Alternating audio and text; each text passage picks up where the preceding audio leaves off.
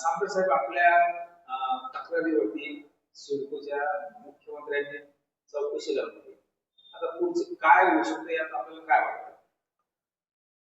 माननीय मुख्यमंत्री महोदयांनी जालना खरपुडी सिडको प्रकल्पासंदर्भात जो गैरव्यवहार झालेला आहे, भूमाफियांनी ज्या कवडीमोल भावाने जमिनी खरेदी करून सिडकोच्या माथी मारलेला आहे, त्या दृष्टिकोनातून अर्न्स्ट अँड यंग कंपनीचा जो मागचा अहवाल आलेला होता त्यामध्ये स्पष्टपणे हा प्रकल्प अव्यवहार्य आहे आणि फिजिबल नाही. त्यांच्या टेक्नो इकॉनॉमिकल फिजिबिलिटी रिपोर्ट हा पूर्णपणे निगेटिव्ह आलेला होता. त्या दृष्टिकोनातून हा सिडको प्रकल्प रद्द करण्यात यावा. भूमाफियांना सध्या नोटिफिकेशन झाल्यानंतर भूसंपादनाचे जे 330 कोटी रुपये प्रथम प्राधान्याने केवळ आणि केवळ भूमाफियांना जे पैसे अदा करण्यात आलेले आहे ते पैसे शासनाने व्याजासह परत घ्यावे, त्यांच्या जमिनी त्यांना परत कराव्यात.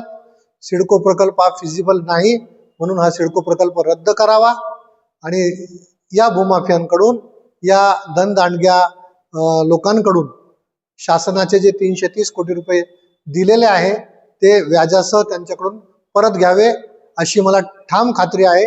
आणि माननीय मुख्यमंत्र्यांच्या आदेशित केल्याप्रमाणे जी चौकशी होईल त्या चौकशीतून निश्चितपणे हा गैरव्यवहार निष्पन्न होणार आहे.